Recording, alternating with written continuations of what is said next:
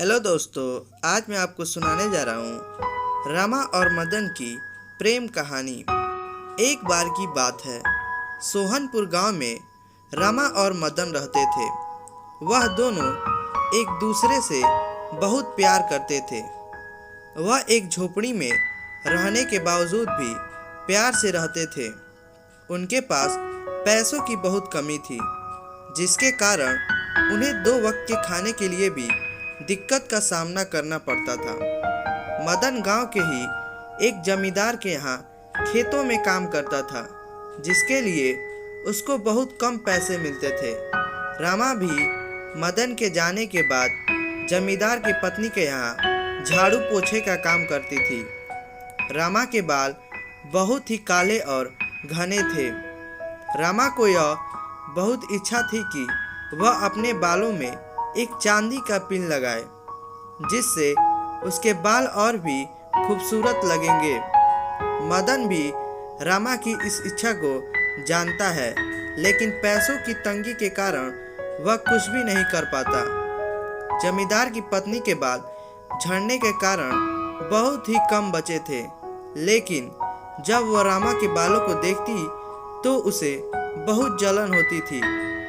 कुछ दिनों के बाद रमा का जन्मदिन आने वाला था। वह रमा के जन्मदिन पर उसको चांदी की पिन उपहार देना चाहता था। मदन एक दिन जमींदार के खेतों में काम करने के बाद कुछ समय निकालकर बाजार गया, जहां उसने बालों में लगाने वाली चांदी की पिन का दाम पूछा। दुकानदार ने चांदी का पिन का दाम 50 रुपये बताया। यह सुनकर मदन घर वापस लौट आया, क्योंकि मदन के पास इतने पैसे नहीं थे। लेकिन उसने सोचा कि वह जमींदार से कुछ पैसे उधार लेकर अब की बार अपनी पत्नी रमा को उसके जन्मदिन पर यह पिन उपहार देगा, क्योंकि वह अपनी पत्नी के लिए कभी भी कुछ अच्छा नहीं कर पाया था। वहीं दूसरी तरफ रमा भी अपने पति मदन को अपने जन्मदिन के उपलक्ष्य में नई कमीज देना चाहती थी, क्योंकि मदन की पहले की कमीज काफ़ी पुरानी हो गई थी। रमा भी नई कमीज लाने के लिए जमींदार की पत्नी से उधार मांगने की सोच रही थी। अगले दिन मदन जमींदार के पास गया और 50 रुपये उधार के लिए जमींदार को कहा। जमींदार ने मदन को कहा कि वह उसको 50 रुपये उधार नहीं दे सकता। अगर उसे पैसे की ज़रूरत है तो पास के गांव में एक मेला लगा है, जिसमें वह पहलवानों के साथ लड़कर 50 रुपये कमा सकता है, क्योंकि वह शरीर से भी तंदुरुस्त है। रमा भी अगले दिन मदन को बिना बताए जमींदार की पत्नी से उधार लेने चली गई। जमींदार की पत्नी रमा से बोली, वह किसी को उधार नहीं देती, वह तो केवल लेन देन का काम करती है। वह बोली कि वह रमा को पैसे दे देगी, लेकिन उसके बदले रमा को अपने बाल काटकर देने होंगे।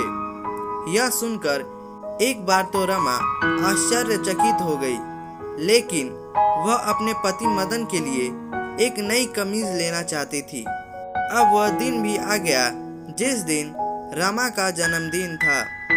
उस दिन रमा ने अपने बाल काटकर जमींदार की पत्नी को दे दिए और इसके बदले में उसे कुछ पैसे मिले, जिससे उसने मदन के लिए नई कमीज ले ली। वहां मदन भी रमा को बिना बताए दूसरे गांव में जाकर पहलवानों से लड़ा और कुश्ती से मिले हुए पैसों से रमा के लिए वही चांदी की क्लिप लेकर आ गया। लेकिन उसके शरीर में पहलवान से लड़ने के कारण जगह जगह पर घाव हो गए थे, जिससे उसका शरीर बहुत दर्द कर रहा था। जब वह घर पहुंचा तो रमा ने अपना सर साड़ी से ढक रखा था। मदन ने रमा को वह चांदी की पिन देते हुए बोला कि तुमको चांदी की पिन को अपने बालों में लगाने की बड़ी इच्छा थी ना, आज यह पिन अपने सुंदर बालों में लगा लो। तभी एक हवा का झोंका आया और साड़ी का पल्लू रामा के सिर के नीचे गिर गया, जिसे देखकर मदन दंग रह गया। तभी रामा ने भी नई कमीज मदन को देते हुए सारी बात बताई, जिससे दोनों को उपहार के लिए एक दूसरे का त्याग का पता लगा। रामा और मदन एक दूसरे से बहुत प्यार करते थे, जिसके लिए रामा ने अपने बालों की भी परवाह नहीं की और मदन ने रामा के चांदी के पिन के लिए अपने शरीर को ही दांव पर लगा दिया। इसके बाद रामा और मदन का प्यार और भी गहरा हो गया। तो दोस्तों, आशा करते हैं ये कहानी आपको पसंद आई होगी, तो आप इसे लाइक करें और हमारे चैनल को सब्सक्राइब करें।